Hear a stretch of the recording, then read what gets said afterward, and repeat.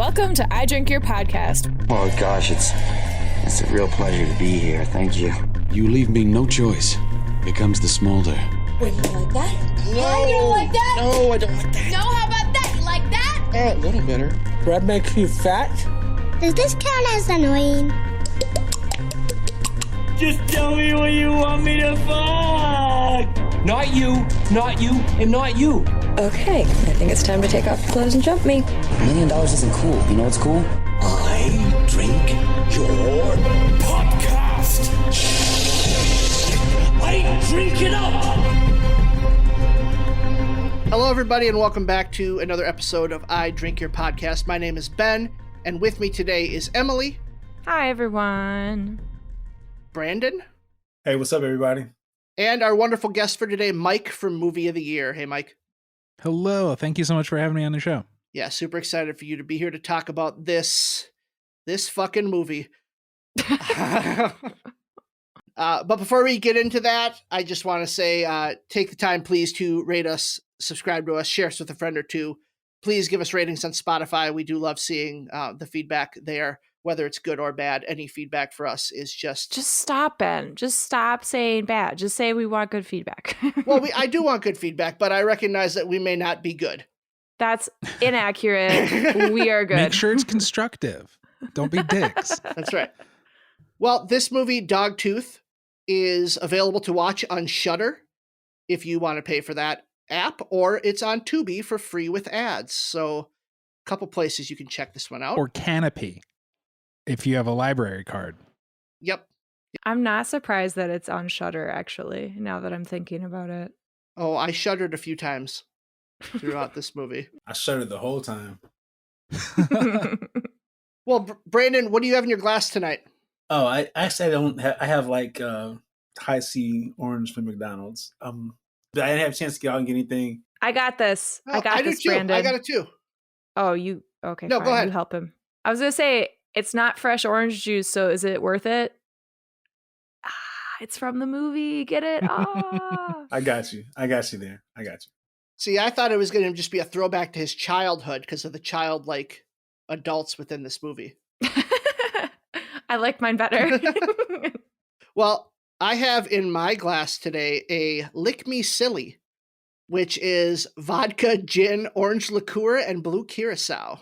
Sometimes I really think we should just record video because my reactions are worth it. Absolutely. Mm-mm. The name isn't the grossest thing about your drink. What? What is? Orange liqueur? That doesn't sound great. Yeah, it's like Cointreau, like the really, or Grand Marnier, like the really fancy stuff. No? And there's Okay. a name. The last word you said, I don't know. I'm guessing it's like too sweet and bitter. It's very sweet. Yeah. Mike, what do you got in your glass tonight? I'm calling this the Secret Brother. Oh. It looks normal. It's a vodka soda. And then I threw some blackberries and lemon and then some celery bitters. I didn't even know celery bitters was a thing. That sounds very interesting. I just drug through. I have a bitters drawer. I'm kind of that's the one thing people know they can give me. So I have a bunch of weird stuff that I never use. And I was like, this probably goes good with vodka. Nice. Em, how about you? I went with a paper plane, and I legit do not remember what's in this, but it's a very easy cocktail to Google. So Google it, bitches. It's so tasty. There are planes in this movie. There are planes. Very tiny planes. Mm-hmm.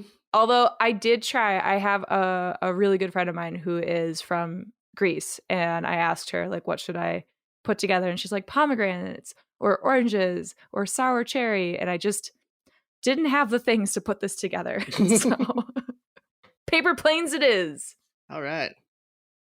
Well, Mike, please tell us about, first off, I know you're on more than one show, but please tell us about Movie of the Year. Yeah, Movie of the Year is every season is about a different year. We build a bracket in the first episode where we whittle 32 movies down to the 8 we'll actually watch. And then that's the rest of the season to find the best / most definitive movie of any given year. So right now, we're just wrapping up 1991. Did you start with 1991 or is like what season are you on? What season are we on? No, we started with A long time ago. A long time ago. We're probably on season 6 or 7 every year, because seasons are about 12 weeks. Every year we do probably 2 old years and then the most previous year. So they just wrapped up 2021. Oh, okay. I took a little pod break, which you need to do every once in a while. Absolutely. And I know you have other things going on too. You're just I could keep talking if you want. There's also the superhero show where we watch and review every live action TV show based on comics every week. When we started, there were 4. It was like Gotham, Walking Dead, Arrow, and then now there's 4,000. We used to be able to take summers off. We turned a thing we love into a full-time job. Did you guys do Preacher? We did do Preacher. I liked parts of Preacher. Preacher was low-key pretty dope. It was low-key a pretty dope series. It was not bad at all. Yeah, so wacky and fun. If you like Preacher, I'd say check out Peacemaker. Is one that just ended and is amazing. Right. Brandon, you'll love the show. I unfortunately have to listen to pieces of it because I am not caught up on anything ever. So I'm sticking to movie of the year. Well, Mike, you're super knowledgeable about movies, and obviously you're a movie fan. So tell us, what's the movie/movies that made you into a cinephile? Oh, that's such a fun question. Not ones that you would expect. I was a indoor kid who didn't have a lot of friends, and my mom knew I was into sci-fi. I was home real sick one day in 4th grade, and she came home with this trilogy of movies. And she was like, well, I know you're into aliens and stuff. And I saw these movies called Alien, Aliens, and Alien 3. So here you go. How old were you? 10, 9. Yeah, what are you in 4th grade? Had she not previewed any of this stuff before? No. I had very strict parents who also were very unaware of things. So like we couldn't watch Simpsons because they knew that was bad. But when South Park came out, they're like, whatever, we don't know anything about that yet. Watch whatever you want. So the rules were all over the place. So I watched all 3 Alien movies in a day. And I think later that year watched Scream, like on the stairs while my older sister and her friends watched it. And I'd say the 1-2 punch of the Alien series and Scream made me who I am today. That's a lot to change a person I think 10. so at a young age, which is why like I love Dogtooth. So I maybe can blame it on my youth. Because of the strict parents, you empathize and sympathize with them. Empathize, yeah. Sometimes, you got to find your own fun when parents are real strict. That's right. All right, Mike. Obviously, you like Dogtooth, and I'm sure that there are lots of other things that you love. But seeing that Brandon, myself, and Ben just do not have enough time with all of the things, right? The 4,000 superhero shows and everything. Convince us to take time out of our lives to watch one thing you've watched recently that you really liked. Been watching a lot of trash lately. All right, one thing that I've watched. Okay, well, you could recommend trash. Okay, you know what? I haven't watched it recently because there's not a new season. But I say if you need to turn your brain off a little bit, you want to watch something, and we're all getting older. Maybe you missed that 20-year-old drama from back in the day. Love Island, guys. Screw US season. Love Island UK or Australia. Specifically, go to season 5 UK. We watched it twice, my wife and I, last year. We watched this season, which is like 45 episodes. We watched that one season twice in 1 year. And it's amazing. It's some of the best television ever. It feels like somebody scripted this amazing drama. Heroes become villains. Villains become heroes. You'll feel a way about a character one day, and 2 episodes later, you're like, no, completely differently. It's phenomenal. So here's a disclaimer, right? We were watching it during like, how did we watch it? It was just before the pandemic. We were watching it. I think it came like season 1. I think so. We watched all season 1. Me, my wife, and Titan was like 1. We watched all season 3, and my brother. No, season 1 and my brother-in-law. Then we watched season 2. In season 2, it was like they were thinking like Las Vegas or something like that. I think it was on the rooftops. Yeah, on the rooftops. And then there was the one black dude that kept sweating, so we just called him Johnny Sweats the whole time. Because he was always, and then there was like another girl, what do we call it? My brother-in-law called her like the exotic. Then like the 3rd season, it was like this one black chick. She had like a slight overbite, so we called her Bite Down. We were just terrible. We just had nicknames for everybody. We knew nobody's name. We just gave everybody nicknames. To look at these gods and goddesses and be like, nah, I see a flaw. They're not that fucking hot. And it's like no guy can have a shirt on. Like all of them look absolutely amazing. Like everybody needs like they need to just get like beat up by like with like a spiked bat just to kind of bring them down a few notches because everybody's so pretty the whole time you're watching. They're so pretty. So Mike and Brandon both recommend Love Island. I mean, I have heard good things to watch this trash, and it's beautiful trash. We know that Emily does love the subreddit Our Bachelor. So not that I actually watch The Bachelor anymore. I just watch all the memes. You just lurk in the Reddit. That's fun. It is fun. Okay, Mike, you alluded to it.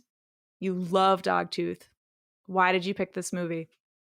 So I'm a big fan of Yorgos Lanthimos, and I hope I said his name right, in general. And a part of my life, I was just living in our house theater, just going all the time. And I don't remember what movie I was seeing, but I saw this preview, and it was weird guitar music, flashes of like, washed out, looks like home video stuff, and then it was the flamenco guitar and this weird dancing, and I was like, well, I'm seeing this movie.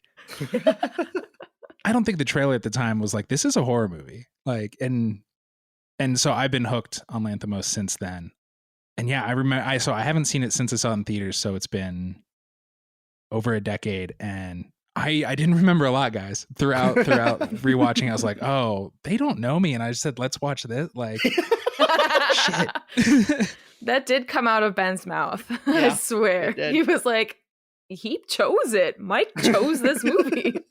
Yeah, I was like, Dogtooth or Easy A? And he's like, well, let's do Dogtooth. Like, ran the gamut. And yeah, it's just, I think it's so funny and so dark and scary and weird. And yeah, if we want to get artsy fartsy, like what he does with the camera or doesn't do, like it feels bad, but it's so purposefully bad, which is like, I think he does that in his writing. He does it in a lot of things. He did The Favorite for people listening. That's his biggest movie, and won a lot of awards, and is his least weird movie for sure. And his best, I think. Like, it is. I think he's just getting better and weirder and better and weirder. I'm super into him, and so yeah. Thanks for going on this journey, guys. Yeah. Well, thank you for bringing this one to us. I mean, it was on our list. We were going to do this one even if you hadn't said so.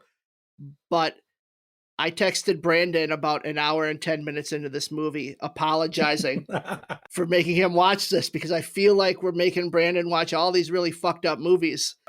And this one was like the cherry on top of the fucked up sundae that we've made for him. It was a lot. But like in the middle of the movie, I was like, let me see who this guy is. And then when I saw who he was, I went, oh, he did The Lobster, and he did what was it?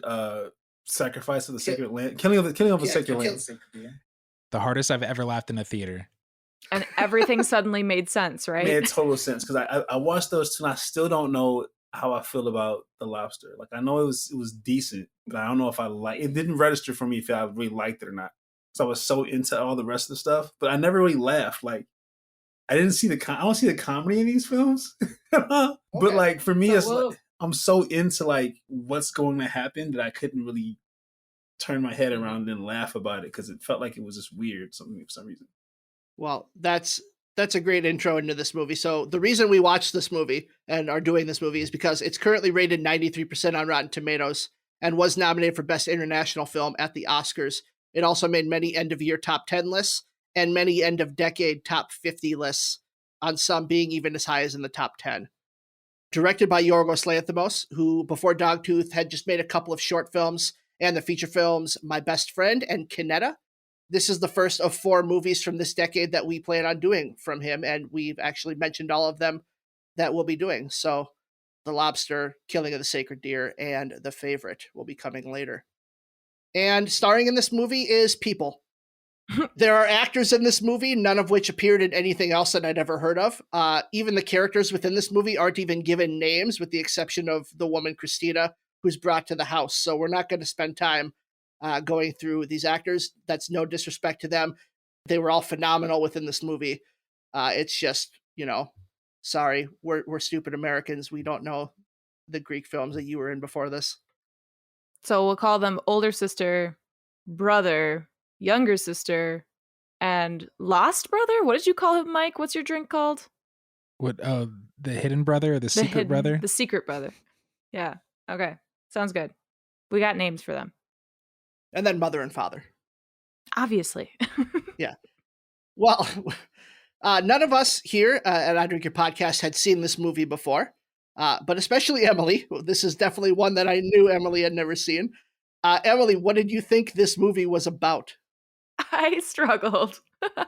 So I reached out to a friend and I said, "Hey, Wesley, can you help me, please?" Yeah. So Wesley and I collaborated. And as Ben and Brandon know, Wesley, our dear, dear friend, has some of the funniest things that ever come out of his mind. So he helped me with the idea and then I ran with it. So Dogtooth is a fashion movie set in the 80s. We have the fearsome houndstooth pattern versus the dogtooth pattern. Okay. It's an intense thriller drama between fearsome competitors of a wealthy Scotsman and a young, impoverished, androgynous fashion icon making trash gorgeous since 1979. The Scotsman's family developed the houndstooth pattern on their kilt centuries ago, but began making money off of it in the 1930s. But then this young whippersnapper stole the show with their new pattern, Dogtooth, an almost identical pattern of houndstooth, but 1 pixel off. Deceit, betrayal, and sabotage drive our characters to an epic showdown. That Wesley boy, let me tell you, that imagination. Literally the only thing he gave me was houndstooth and dogtooth. Let's do that. And I said, perfect, I got it. I'd watch that movie. Yeah. I'd definitely watch it. It can't be any weirder than what we actually got. Probably not. Brandon, what was this movie actually about based on what the DVD tried to sell it as? In an effort to protect their 3 children from the corrupting influence of the outside world, a Greek couple transforms their home into the gated community of cultural deprivation and strict rules of behavior. But children cannot remain innocent forever. When their father brings home a young girl to satisfy his son's sexual urges, the family's engineered reality begins to crumble with devastating consequences. All right, I gotta know, because this is unlike anything I have ever seen before. And I have seen The Lobster, and everything has made a lot more sense. But I'm still just like, I haven't seen any other movies of this director. But I gotta know, since I have 3 very knowledgeable film experts over here, are there any other movies like this? Are there movies that this reminds you of? I gotta know. There didn't used to be movies that remind me of this, but watching it this time, I was like, it clicked, and then when I looked on, I was like, I'm not the only person. This feels like if Michael Haneke, who his biggest movie was Funny Games, he made it in German and then he remade it in English. It feels like if Michael Haneke directed Napoleon Dynamite. That's what I've decided this movie is. It is odd and unsettling, but the bursts of violence are always surprising because it never lets you get used to any mood. And this is why, like, I love, like, I went to see the Batman. I love that shit. I love big American movies, but I love this weird stuff that is just like, I don't know if this is normal Greek movies. What if this is just like their family fun time? Who knows? But it's so weird and unsettling. And if you're in the right mood and you're like, I want to think and chew on something for weeks, Yorgos Lanthimos. I'm picturing a 10-year-old Greek Mike sitting home sick, and his mom brings home Dogtooth and says, here, watch this. You like dogs? Yeah, right? You have teeth.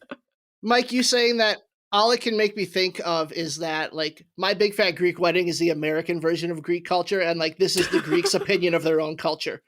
Like, that's all I can think about. Like, especially when you see their reactions, like the cultural minister and different people, they're like, this is the best thing any Greek has ever made. We have to send it to the Oscars immediately. And that just wouldn't be the U.S. stance on this kind of movie.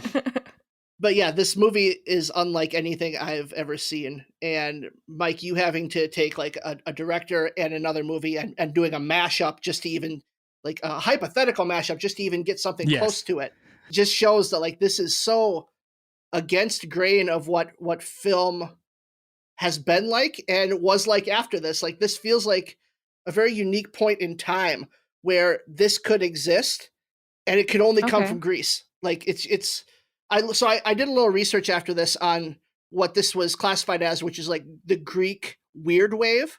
So apparently there are a bunch of Greek films that kind of fall into this type of film, but a lot of them came after Dogtooth. Like, this was really the first one to really kick off this What? wave of weird movies.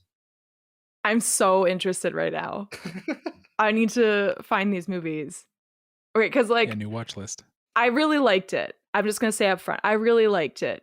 There are parts that I struggled with, but generally I liked the weirdness. What do you think, Brandon? I don't know, man. I felt like I was trying to figure it out the whole time. And I think it's the thing that really threw me off is when they're at the dinner table and she says, "Can you hand me the telephone?" And it's like a salt shaker. And I'm like, I was like, oh man, the wording messed up. It's not supposed to like somebody translated that wrong. That's the first thing that popped in my head. And then somebody says it again, it pops up again. And I was like, oh, okay. So this is what we're doing now. That's what threw me off. It's interesting that you say that, Brandon, because right at the beginning of the movie with the cassette tape, and it's playing the different words and it's giving new vocabulary of, I can't even remember. It wasn't a motorbike, but a motorway. I can't remember, like the sea or something. And I thought the same thing. The translating was off, and I was freaking out. I was like, "Oh God, this is not working." But I decided to just wait. But I liked the reveal of that. Just this slow build. I was so lost and so confused for a good half hour. And so a third of this movie. But I really liked how it was a bit of a puzzle for me to put together. Like, what were the lies and what was reality for this family? And yeah, it takes its time to peel away.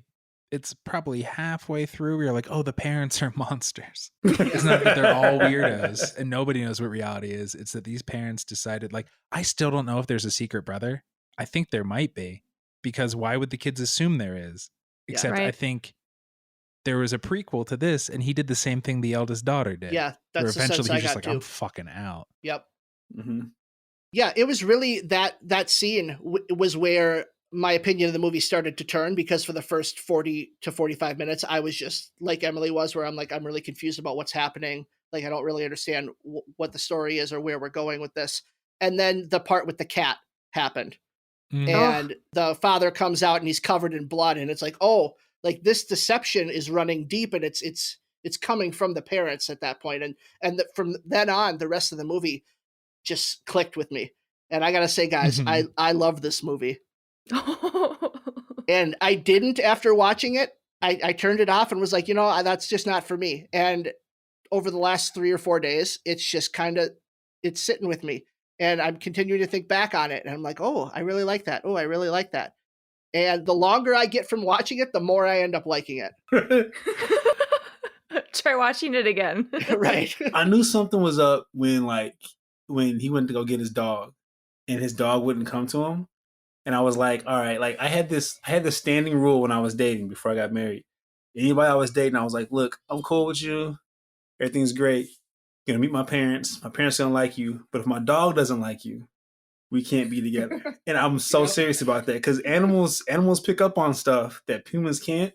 So when I'm sitting there and he's like trying to get the dog to come to him, and it's like he has no relationship, no rapport, no nothing with this dog. But when he goes home, he's like running it. Like he has everything like manipulated the way he wants to do it. And I'm watching this guy. I'm like, this is so much work to go and get fish and put him in a pool, and what else we do? Like the whole thing with the cat. And then like when like the airplane goes outside and like the kid goes right up against the edge of the curb, it's like, all right, I know people that would teach their dogs and they can't leave the yard, so that's what they would do. So like, oh, he's doing the same thing a dog would do. And he drives like what, 3 feet? And I was like, oh man, this is a lot to keep up. Like, I don't know how anybody could do that. But I knew something was up when the dog didn't come to him. And going back, is the dog not through its training program, or does the dog trainer also not trust this guy? And he's like, I'm just never giving this guy that fucking dog back. I never thought of it that way. what cracked open this time for me that I don't think I got the first time I watched it is that I do think that this is a normal movie about kids growing up and having to throw off what their parents tell them. Like when the eldest daughter, like she also believes fish can appear, airplanes might fall out of the sky, a cat is the most dangerous animal and killed their secret brother. But she knows what's going on inside her house is fucked up enough that she just has to leave. But she still believes enough of her parents. She knows they're lying, but she still believes enough of their lie that she has to pound out her own canine, her own dog tooth with a weight because her parents have said, well, you can't leave the compound until you lose a dog tooth. And I was like, oh, we've all been through this. This is an extreme version, maybe, but this is like what every kid goes through. Eventually, when you enter the real world, you're like, oh, this isn't what normal is. I was just raised a certain way, and they believed a certain thing, whatever that happened to be. And if you live with a roommate or if you have a significant other, when you're like, that's the way it should be done, you're putting the forks in wrong in the dishwasher. It doesn't fucking matter. It's just you were raised a certain way. The first year I was married to my wife, I would tell her I was going to take a shower, and she's like, but it's thundering out. And I'm like, what do you mean? And she's like, my mom always told me to not take a shower during lightning storms because I might get struck by lightning. And I was like, oh my, well, that's not true. So like, yes, this is a very extreme example of that. But I mean, there are parents who do indoctrinate their children with lies. Oh yeah. Whether they're harmless, like you're going to get struck by lightning in the shower or Santa, or if there are other things like racist thoughts, stuff like that can just be, passed on to children. Yeah. And to be fair, my husband and I joke all the time about our future kids and lying to them and destroying their future and just messing them up. And it's a great time. I just, seeing this movie, though, I'm questioning if I'm morally okay. Oh, now you have some tips. Do you know what fucked me up? A lot. But is when he's like, go get the tape. Because the eldest daughter she barters with Christina to get some videotapes. Mm-hmm. And he's like, go, he finds him. He's like, go get the tape.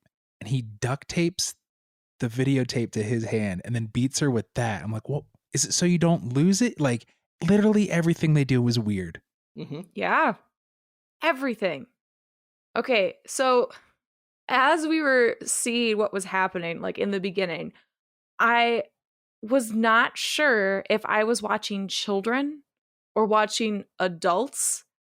I just was not sure because to me, it looked like young adults, like in their 20s, early 30s, almost, and the way they were acting, I was struggling so hard to even comprehend what I was seeing that when they started talking about rewarding them for stickers, it's just felt like this huge competition. And I still didn't comprehend that these are supposed to be kids, and when they're spinning around and trying to get to mom first, and all of these little games where they're making up these absolutely insane games that you wouldn't think about as an adult, yes, I have some great ideas for games, but I am not a child that can sit down and suddenly make believe anymore. I don't have that ability as great as some kids, but they have kept this imagination. It was insane to watch something like that and watching young adults do this. And it took me fucking forever to put it together. And Ben, I think it was around the same time when the dad comes home or he was talking to his wife on the phone when I started putting it together of, as Mike said, these parents are fucking monsters. Well, something's off when the dad walks in with Christina pretty early on in the movie and folds the blanket. And he's just like, it's like, and she's been blindfolded and you're like, this is off-putting. And then they start their weird sex. And then that's when, I think that's the reveal of the stickers. They're having their weird sex. And then his bed frame is just covered in stickers. And you're just like. I saw that and I was like, I used to have a little headboard and we used to put stickers on it just for fun. And I saw that and I was like, that's really kiddie. I'm like, maybe this guy is not developed fully mentally yet. That's why that's the first place I went. And then you see his siblings, you're like, okay, so maybe maybe it's all of them, but that doesn't seem right. Like something didn't seem right. And then when she was like, okay, can I sit next to her next? And then they sit next to her like, okay, this is really kiddie. So I'm like, they're like 35. Like, why are they acting like children? I don't want to victim blame, but for a lot of this viewing, I was just like, what the fuck's wrong with Christina? Oh, she yeah. lives in the real world. What is her deal? And then I was like, well, she probably really needs the money. But then she starts sexually manipulating the daughter, and I was like, okay, so now I can blame her for stuff. But like, clearly the family are weirdos. She's also a fucking weirdo.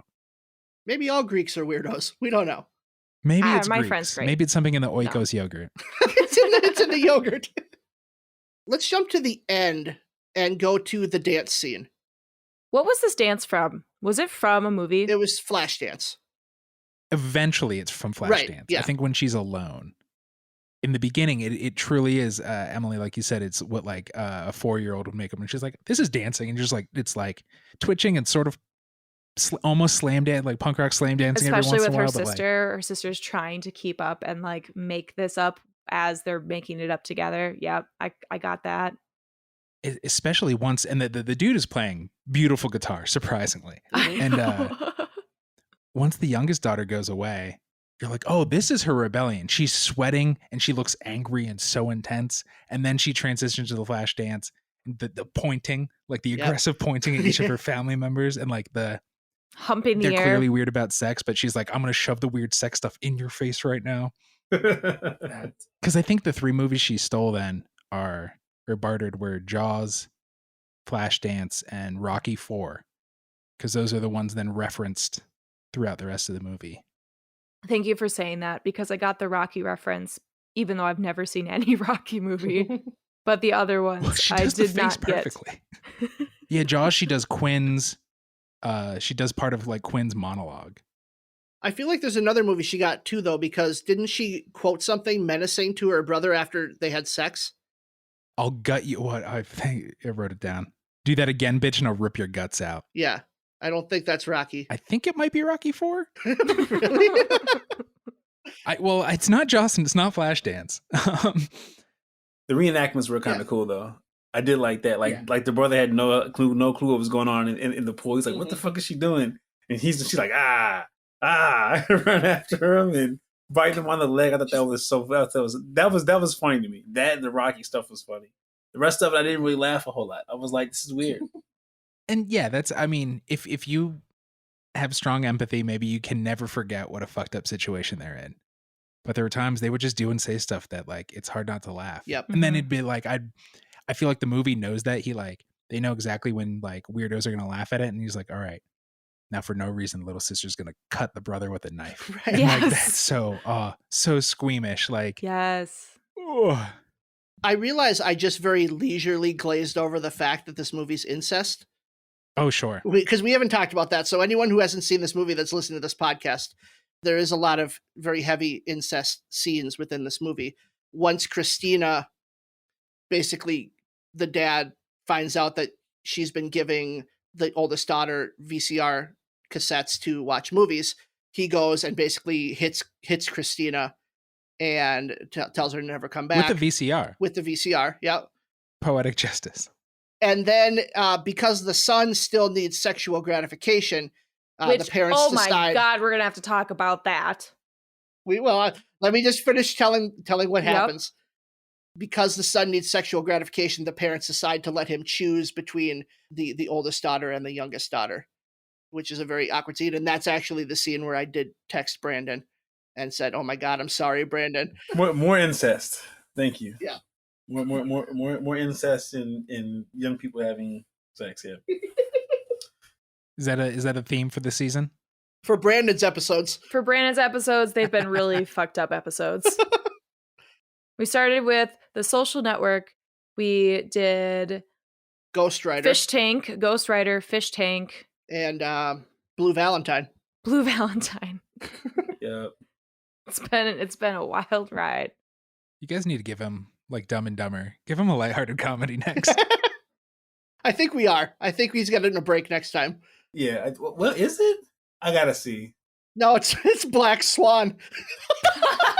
Oh, totally normal. Nothing weird sexually in that movie. I haven't seen Black No Swan. mom watches a girl masturbate in that movie. Totally fine. Well, okay, I guess so. After that, though, it's Despicable Me, Brandon. Well, yeah, and you know what? There you go. I've been getting my fair share of Encanto for my son the whole since it came out. So I have some happiness as long as I don't watch the very end of Encanto and I start crying. But I'm good. I'm good. Those are happy tears, though. Those are good. Very happy tears. Very happy tears. But Disney movies do it to me every time. I stopped. I had to boycott Disney after Up. I had to stop. I couldn't watch any more Disney movies. Up gets me every single time, and I cannot watch the first 15 minutes of Up. I gotta go back to this whole dad making sure his son has sex. Mm-hmm. Because, first off, the whole situation is fucked. But why is he bringing in... why is he bringing in a woman for his son to fuck regularly? We can establish because they get there and they immediately take their clothes off and immediately get going. There's a system to it. And then he's not doing anything for his daughters? What the fuck sexist shit is this? Sorry, just Agree. Because the son is the middle child, I think, from watching it enough. So it's not even like, well, you've hit an age, because maybe the older daughter should also get her rocks off. It is weird sexist shit. And the mom's fine with all of it. Like, she co-signs / comes up with a lot of the weird shit as well. Like, everything they do is so fucked up. But I don't know, that one just, it destroyed me. I'm like sitting here going, why are we doing this? And the fact that they are so adamant that he has to fuck something, that he has to fuck one of his sisters? Right, because for a while I was like, oh, maybe he brings in, because the kid's like 29, like he's an adult, and so maybe they're like, well, he has urges. We don't want anything gross happening with the sisters, so we'll ship somebody in. Until the minute Christina's gone, he's like, let him choose one of the sisters. I wonder if it has to do with the secret brother and why he left, and maybe it was in the father's eyes. Hey, the boy had sexual urges that weren't being satisfied. So he wanted to venture off on his own. So it's like a thing that he learned from his failings before. Could be. I think that's what I love about this movie. A lot of things, but is I do think there's so many interpretations, and because it gives you so little.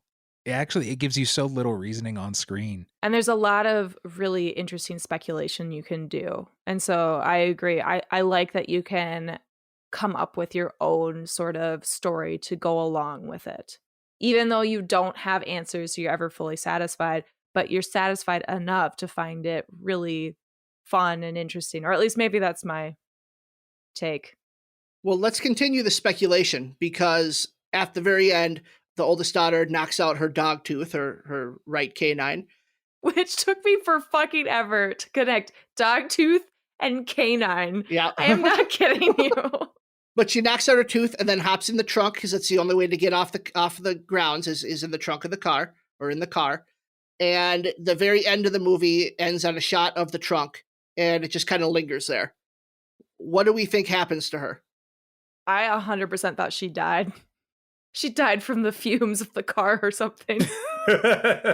I think she died too. I think she bled out from all the bleeding from her mouth that she was doing. I want to be optimistic, and I know this movie doesn't give you a lot of reason to be, but because I think she is so brave and worth looking up to. Like, I love her, and I think she later just gets out of the car. And I've had 16 teeth pulled in my life, so you're not gonna die. Oh my God. But my teeth just wouldn't fall out, so I just rows and rows and rows of teeth, and my mom called me Shark Boy. Again, I know why I am the way I am. It's interesting that you said you're optimistic, but then you think she gets out of the car, because what kind of world is she escaping into? Do we really think she's going to function normally? This is kind of like the fish tank talk we had, where it's like, yeah, she gets in the car and leaves at the end, but there's no guarantee she's going to a better place. Who cares? It's better than what she had. Yes, I think she's not fucking her brother anymore. She's no longer getting hit in the face with the videotape. She can watch all the movies and memorize all the movies she wants. I don't know. I saw Nell, and that was positive. She's just Greek Nell. I don't know. I think she gets out too. Honestly, I do. Okay. I think she kind of gets over that like initial fear of opening the one. I don't know how she opens the trunk, because that's an old car. So I don't know if they had those like safety ones so you can't get stuck in there.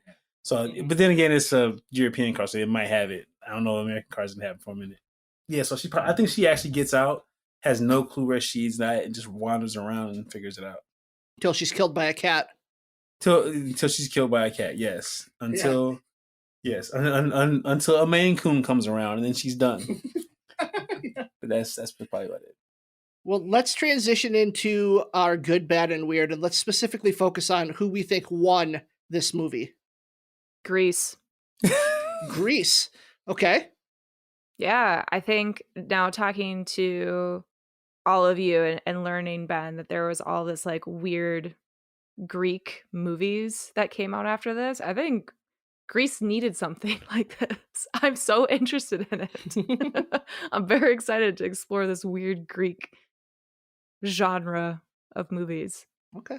The optimist in me says the eldest daughter. She wins. One, I also think she acts her ass off harder than anybody because they all do like monotone emotions.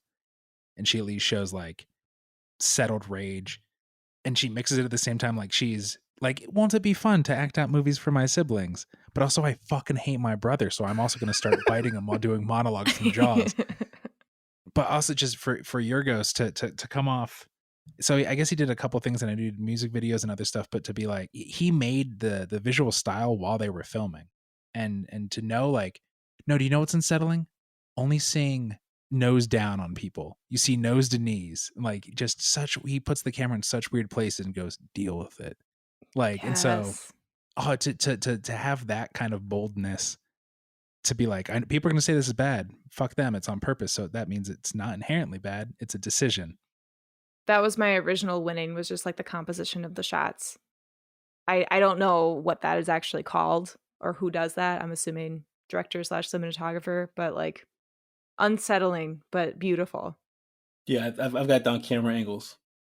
That's the first thing I was looked at. Like that, the opening shot to me sets up everything. When she's there and she's talking and she's like, hey, let's play a game. And it has to be maybe a minute or so, maybe longer. Mm-hmm. And you don't see anybody else on frame. It's just her talking. Mm-hmm. And then, just those odd angles. It's like you said, it's these low angles. It's almost like, if a dog was sitting down, that's where they would be at. It felt like. So that's how I actually looked at it. I was like, well, if they're supposed to be dogs and they're sitting, that's where they would be. Yeah, I'm a cinematographer guy, so this is actually the cinematographer, director, and editor. This is another one of those where they do go on to do other things together. Mm-hmm. The cinematographer in this actually did the Lobster, was it The Killing of the Sacred Lamb, and he also was the cinematographer for Master of None when they came back for 2021. Mm-hmm. He was that cinematographer as well. I haven't seen that yet. I just from the trailers I saw before it started, I was like, this looks really dope because they're kind of out in the country someplace, and I really want to see it. But the camera angles in that trio again, kind of. Again, I don't know if I like the movie. I did like the stuff in the movie. I'll say that. So the camera angles are always cool to me. Another guy that Lanthimos continues to work with is his co-writer on this, and actually the screenplay is what I wanted to call out as being my winning aspect of this movie, because the script is just so batshit insane from the jump, where they're doing these words mean this, and I was just really impressed that they were able to maintain like internal consistency and logic to the words that they were using, and that it actually built to something at the end, because a movie like this could have just meandered, ended. And we would have all been just like, yep, that's Grease. But it actually went somewhere. Did you ever see Rubber? We're actually doing Rubber in like a couple months. I watched it. I was very drunk, but I watched that, and that feels like the bad version of artistic, where like you think of the one thing and you're like, this will carry it forever, right? Yeah, that idea of like an SNL sketch. We got one joke and we're going to run it for 5 minutes into the ground. Right. But this wasn't that. This continued to kind of tweak and change things and add new layers to what we were seeing. If I can do a second winner, 90 minutes. I've been watching a lot of long-ass movies. Yes. This week, I also, for Movie of the Year, I watched a 4-hour movie. God bless 90-minute movies. It felt longer than 90 minutes to me, though. Maybe because I was looking for something. That's probably what it was. It felt longer, though. I will say not all 90 minutes are great, because like We just recently watched Buried, and I'm not saying that it was like bad or anything, but that 90 minutes felt like 4 hours to me. Sure. But I will agree with you. This 90 minutes was real good. Yep. Other things that we found good? Well, Mike, you brought up acting. I really, really loved the children acting. Not because they're children, obviously, but how they truly acted like children. And we're so reminiscent of working with children on a daily basis. But just like the weird imaginative games that they would come up with, I've mentioned that. The external motivation, how they can't have any intrinsic motivation whatsoever. They can't like even feasibly imagine like a big idea or conceptualize something that is abstract. You know, there is logic, but it's your parents' logic, and that's the only thing that matters. And then there was no regulation of emotions. Like you said, the youngest daughter slashing her brother with a knife, or how the brother immediately attacked this cat because he was scared. But there's just no regulation. They immediately go into fight or flight instincts. They have no reflection capabilities. There is such a fascinating idea with that, of watching grown adults act that way, which I really liked because it was so jarring. And that feels like why the eldest daughter had to leave. She was starting to understand the big ideas. And I feel like we started it's like a mini arc, a half arc. The youngest daughter, she was like, okay, I've just learned about cats. They're the most dangerous creature. I fucking also hate my brother. So she smashes him in the knee in the middle of the night. Yeah.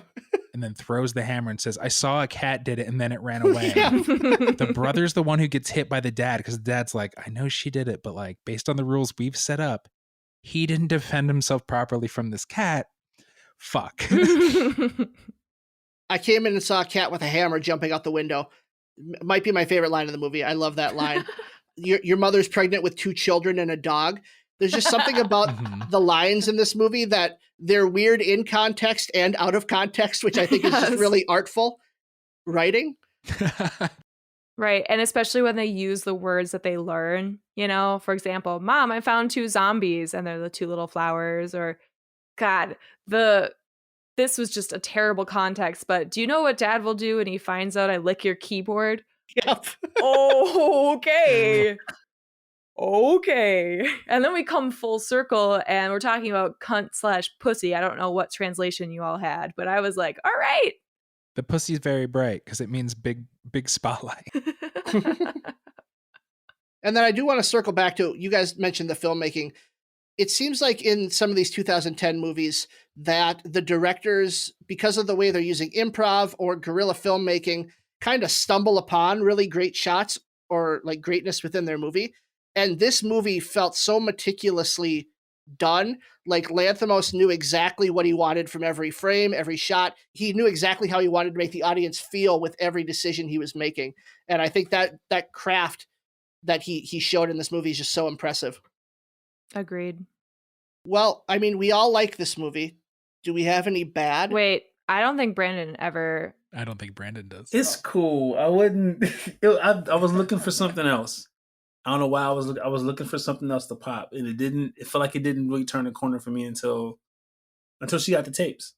That's when I was like. That's when I started to see some more of a. I don't even know how to put it. I started to see like life out of the characters once I saw that, and it's kind of odd how like you're watching a movie that's art, and then she sees other types of movies, and then how that kind of like gets all of a sudden like indoctrinated in who you are now and what you want to do and how you perceive things. So like having that other way of looking at stuff, that's when she's doing the whole flash dance thing. I think that's when I was seeing like, okay, here's where a character is breaking away from what they've been taught. And it felt like it took forever to happen. But like I know it probably took forever because they've been basically quarantined in this little spot their whole entire lives. But yeah, it took a minute. I didn't really dig it until then. I didn't really get into it until that. So she got the movies. So distinct bad things from anyone? I tried. Like nothing's perfect. There's no such thing as perfect. It might just be too up my butt. If I had to, 90 minutes is short, but maybe some scenes, I couldn't even pick which one, but maybe some scenes dragged a long time. But I also don't blame the movie. I blame me. Because like, I don't think, I remember I didn't feel like that in the theater 12 years ago.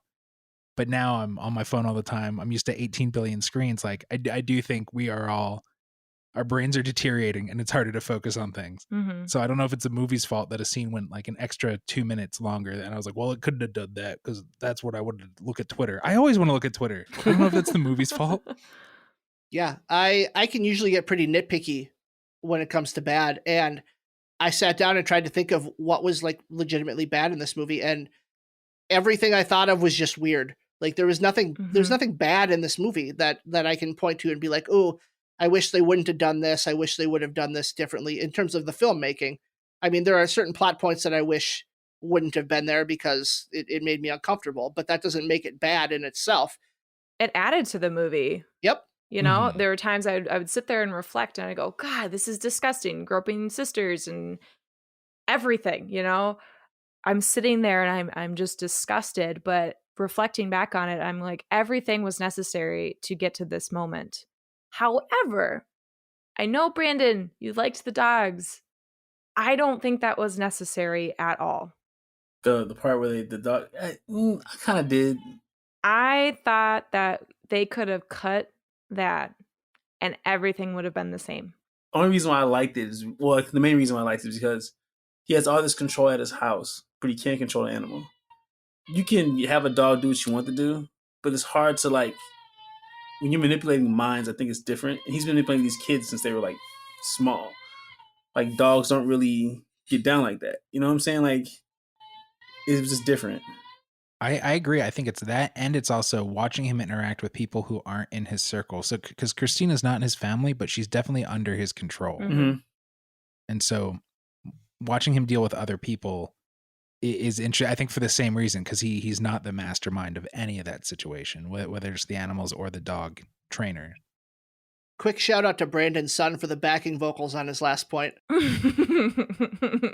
Well, in a movie so weird, I don't know how we're going to narrow down our weird for this part, but was there anything that took you out of the movie?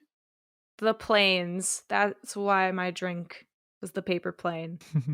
Seriously, every time they would see a plane and they freaked out about it because it was going to fall, I was like, what the fuck are they talking about? Planes don't fucking fall. It's going to crush them. If that's how this movie ends, I'm going to be so happy. And like literally, I would go on a rampage in my mind about planes every time they mentioned a plane. And then suddenly when they're throwing toy planes everywhere, I was like, are you fucking kidding me? Are you seriously doing this to me? So it wasn't bad, just really fucking weird. My weird wasn't, there's a lot of weird here. And none of the weird took me out because I think very quickly it builds itself to be weird. But it was so the winner of the stickers for that day gets to pick the entertainment. Oh, yeah. And they pick a home video, and it was noticing that the youngest daughter was mouthing along with the home video the way kids do to their favorite movies. For some reason, like, yes, stabbing the cat was unsettling, stabbing her, but that really made my like skin crawl for some reason. I don't know why. Maybe it's because it's early on. It's like one of the early signs that how screwed up this family is. Yes. But there's something about her mouthing along with her family members on the home video that I was like, oh no. Ugh. The only thing that took me out of the movie was worrying about the cat, because him lunging at the cat with those shears and then finding out that they used a blind cat to get the cat to come to him and not like run away when the guy went near him. Oh no. Yeah, that's how they got they had a blind cat go out there, and that's why the cat didn't like skirt away when he dove at him, was because the cat couldn't see him. Emily's like distraught right now. I don't even like cats. My weird was the pool. So he gets fish and puts it in the pool. Like there's no chlorine in the pool. I thought about that too. So he's just putting regular water in there. Like that's disgusting. Maybe a saltwater pool. Oh, Could be. Could be. Could be. Probably wasn't. But yeah, I had the same thought. I was like, so those fish gonna die in like a minute? That's what I figured. Like when they suffocate, that's the first thing that popped in my head. Like, and then he's diving in to fish them. I'm like, it just feels like it's so much to keep that going for so long. Well, let's put a cork in this thing, and we're gonna start with Mike. Mike, give us your final thoughts on Dogtooth. I very quickly felt bad for making 3 people I've not met yet watch this. And then I kept watching it. I was like, no, you know what? I can defend it. If I feel like I can defend it, I could just keep screaming, fuck you, you're wrong. I want to just keep watching this guy. I think he's going to do bigger and better things all the time. And I think every movie he's made after, you see his weirdness. And I do think he's so smart that he's like, no, I'm going to own Hollywood and still be weird. Because The Favorite is still fucking weird. It's just in a package of a, period drama. Mm-hmm. So I'd say check it out. Don't expect like a good old time in the movies, but if you want, you're like, I want to watch a novel, check out Dogtooth. Give this guy a Marvel movie. Let's see what he can do with a Marvel movie. I don't want that at all. Well, they already did Legion. Legion's kind of weird if you haven't seen it yet. Legion's dope. Legion, like, it took me, I didn't know if I liked the first season. By the time I got, okay, this is what this world is, I accepted it. The last, I think it was 4 seasons total, I think? 3-4 seasons total? Maybe? 3? Yeah, once I got into season 2, I was all for it. It was a trip. Like, it was a super trip. They're like breaking out in the songs and stuff. It is like, it's a trip, but I really liked it. So I don't know what he could possibly do as a Marvel film. Because I think Legion is probably the weirdest thing I've ever seen. Yeah. Well, Emily, final thoughts on Dogtooth? It was a brilliant film and an absolute work of art, but fucking utterly insane and bizarre. Mm-hmm. Brandon? It was cool. Cool. For me, I think this is a film that everyone should watch just to experience it, because that's what it is. It's just kind of an experience to go through it. You're going to be confused. You're going to laugh. You're going to feel uncomfortable. You're going to get angry. You're going to want to turn it off. But goddamn it makes you feel something. And I think that's what a great film does. So I do think this is a great film, and I'm really happy I got to watch it. What's your favorite idea? Mine is being creative. How do you get the idea? I just try to think creatively. Are you all ready to play some Twits Light? Yeah. Number 1. How does one of the remaining children escape their parents? Okay. I think the youngest daughter escapes the parents by killing the father in the middle of the night and crawling into his skin and then going to drive away. Because she's sadistic, and I love that about her. That is not where I thought that was going. That just like took an extra step that perfectly encapsulated the movie. I think the middle brother is going to try to build his own plane and fly over the wall to avoid the cats. I think that's his attempt at escaping. What does he build it out of? Paper planes. The dad gets the dog back. Come to find out that the dog actually has psychic powers. He's able to talk to kids. He talks to the kid. He talks to the kids, and he's the reason why the first kid left. So, because I love it. The dog talked to the oldest, the secret brother, and actually taught him like the true way of life. We got it. That's it. And then they ride the dog out into the real world together. Sounds like a plan to me. I love it. All right, number 2. What movie would you have traded oral sex for in order to view for the first time? Yes, I'm referencing the trade-off of cunnilingus, yes, Ben, I said it, and the VHS tapes in the movie. Are you saying us now or us like when I was in high school? I don't care. It doesn't matter. The answer is the same thing. Any movie. Oh my god. I love oral sex, baby. No, I meant like giving someone oral sex. Then you get a movie. Baby. Okay, Ben. 2 thumbs up. What movie is so good that I'm going to imagine that it's somebody I don't want to necessarily give it, but I'm like, fuck, but I get to watch that movie. Oh, okay. Jurassic Park or Dog Day Afternoon? Okay. Either of those. I'd say 7. 7's still probably one of my favorite movies. All right. I had to go weird because my real answer is Hook, obviously. Oh my god. Hook. Are you That's pretty fucking weird. Always kidding Hook. me? I know, Ben. God damn. Okay, last one, number 3. This is my favorite. I hope you enjoy. What lie are you telling your children or your friends' children for your own experiments or amusement. I could reference or say this as, what lie have you told your children or your friends' children? I've got one that I told my brother, like my cousin. Okay. I told her, so for a long time, he would never use, like when he used to eat meat, he never used steak sauce because we always said that it's actually called 21 horse spit. So he thought it was actually horse spit the whole time. So he never, for years, he never touched steak sauce. And I felt bad. I had to tell him that one day. It's like, no, that's not the case. He said, man, y'all have you messed up like that? Like, yes, we had you messed up like that. For years, he told him that. This is a tough one for me because I basically gaslight my daughter every day. That's what parenting is, I think. But from when she was 2 to when she was about 4 or 5, I had her convinced that Wesley was her older brother. And this is actually true. Because Wesley lived with us at the time. And I convinced her that Wesley was our son and that they were brother and sister. And how old is Wesley? Wesley is 34 right now. So much older. But, when you're little, you don't understand ages and like how that even works. So sure. I think she still believes. She chooses to believe now, though. Who wouldn't want to be Wesley's sibling? Still am 10 years older than my little sister. And so I was babysitting her when she was like 2 and then she needed to take a nap. I was sick of being outside. So I told her the ground was also taking a nap. And if she woke it up, it would eat her, not knowing she would not step on the ground for the next 7 hours. Wow. That's brutal. That's some shit my older sister did to me. I wasn't trying to torture her. I was just like, let's get inside, but I didn't think it through. I've told this story a few times, Mike, but my older sister, when she figured out the Challenger explosion was a thing in school, I was maybe like 4 or 5. She told me that if I wanted to become an astronaut and a teacher, they would send me to space and blow me up.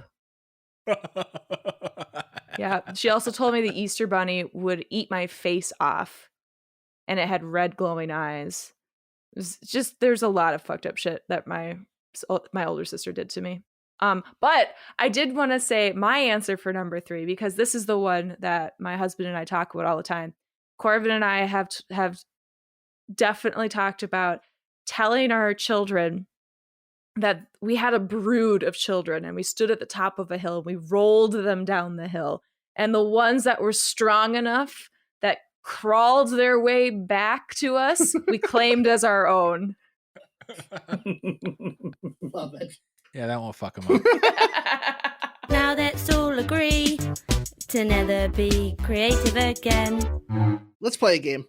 So I suggest playing a game of endurance. So I'm going to give each of you an actor or actress, and you need to name as many movies that they're in as you can in 60 seconds. Oh, God, no. Okay? While our hands are under hot water? No, you don't have to. No hot water. But you also cannot name one incorrectly. If you name one wrong, you lose automatically. So be choosy in what you're naming. It has to have this person in it. I'm going to give each of you a different person, so there's no need to take off your headphones. But they all do have similar career lengths and movies under their belt. So we're going to start with Mike. Mike, 60 seconds on the clock. Your person is Robert Downey Jr. Heart and Soul, Chaplin, Iron Man 2, Iron Man 3, The Avengers Age of Ultron, Avengers Infinity War, and Avengers Endgame. Spider-Man, no, what was that one called? What was the first fucking Homecoming. I think I knocked out all his Marvel movies. He was in a bit scene in Hulk. Incorrect. What was his ult of Weird Science? Incorrect. What? He was not in Hulk. He was in The Incredible Hulk. Oh. No, he wasn't in Ang Lee's Hulk. Yeah. I clearly, from my litany, was going on You're right. MCU. Keep going, if you can. What did I just say? Weird Science. Yep. And then let's get out of here. Maybe St. Elmo's Fire. We're going to the interwebs. The interwebs. That might be too old for him. St. Elmo's Fire is not a Robert Downey Jr. movie. That's got to be 60 seconds, though. He's done, right? No matter what. He was at 60. long. Yeah. he's done either way. But no, St. Elmo's Fire was not him. The one from that time that was kind of like that was Less Than Zero that he was in. That's the... I could only think of Zodiac. That was the only one I could think of. My head is mush, so I'm definitely going to fail this. But You got this, Brandon. You got 13 though, Mike, before you got to... Oh my God. To St. Elmo's Fire. Brandon, your person is Brad Pitt. Okay. I can't think. I can't think today. Ocean's 12, 13. Let me see what else. Thelma and Louise. Bullet Train, which hasn't come out yet. Okay. We'll give you half a point for that one. I can't think at all. I want you to hit me as hard as you can. Well, good one. The what's it called? Fight Club. Yeah. I'm pretty sure you mentioned another Brad Pitt movie earlier in this recording. I know I did, and I can't think of it. I'm so fried right now. God, I'm normally good at this stuff. I think. You're missing an Deadpool Oceans. 2. Deadpool 2, good pull. Yeah, I just can't. The thing, I'm forgetting all the easy stuff. The Curious Case of Benjamin Button. Good. And time. I love that you pull out Deadpool 2, but you go Oceans 12, 13, and skip past 11. It was just a long day at work today. That was the best thing that has ever happened. I was terrified you were going to say 14. I was too. I know. Okay, Brandon, you got 6. Hey, that's not bad. Okay, Emily, I think you might be able to do this, okay? Okay. Yours is Tom Hanks. Big. Captain Phillips is the name of a movie? It is. Okay. Forrest Gump. Toy Story 1. Or I guess Toy Story. It's not Toy Story 1. Toy Story 2, Toy Story 3. I haven't seen Toy Story 4, but I'm going to go Toy Story 4. Okay.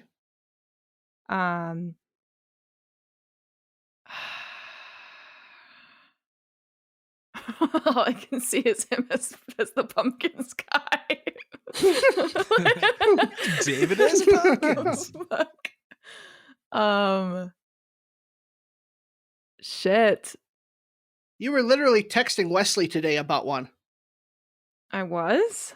Yeah. Oh, The Burbs. There you go. Yeah. I can't think of anything with Tom Hanks. 5 seconds. I'm out. Okay, you got 8. Hey, Mike, riding the Marvel train to victory. Way to go, that Mike. really helped. someone please tell me some other Tom Hanks movies. Joe versus a Volcano. Sleepless in Seattle. What are the Meg Ryan movies? You've Got Mail. You've Got Mail. The Da Vinci Code. Angels and Demons. Oh, I forgot he was in Inferno. the Da Vinci Code. I haven't seen most of those, the ones that you all said. So I'm feeling What's good the about the ones creepy I came up with. Snow Train. Philadelphia. Yes, but that's not creepy. Yes, Philadelphia. The Polar Express. Oh, there you go. What's the news of the world? News of the... Mm-hmm. You're Apollo all 13. listing movies I have never thing you seen do? before. I've never seen Apollo 13. Welcome to my world of no movies. Well, Mike, again, congratulations on winning. Thank you for joining us here tonight. Before you go, why don't you plug your podcasts? Sure. Thank you again for having me. This was so much fun. If you liked my brand of bullshit, you should go over to Movie of the Year, wherever you buy your podcasts. We're about to wrap up 1991, and you know what? I'm going to slip the scoosy. Next season is either 82 or 2002. Either way, it's going to be a good time. And then if you like superheroes and that kind of stuff, the Superhero Show, where every week we review literally every single live action TV show based on comic books. Pretty awesome. Thank you again, Mike, for joining us. You were wonderful, and we really enjoyed having you. Next week, we will be watching Kick-Ass, and we'll be joined by a couple of the co-hosts from Culture Shocked. And Emily, why don't you get us out of here today? Yeah, everyone, please follow us on Twitter and Instagram at IDYP_podcast, or feel free to email us at idrinkyourpodcast@gmail.com. We would really appreciate the love and support that you all give us. And Mike, as a last little tidbit of bullshit that you'll definitely enjoy, in your best Daniel Day-Lewis impression, please end the episode by saying, I drink your podcast, I drink it up. I meant to practice this all day, and then I was in back-to-back meetings. So. First, I drink your podcast. I drink it up. Yes. More Nixon. That was a little I am not a podcast. Thanks, everyone. Bye. Gotta take it easy, y'all.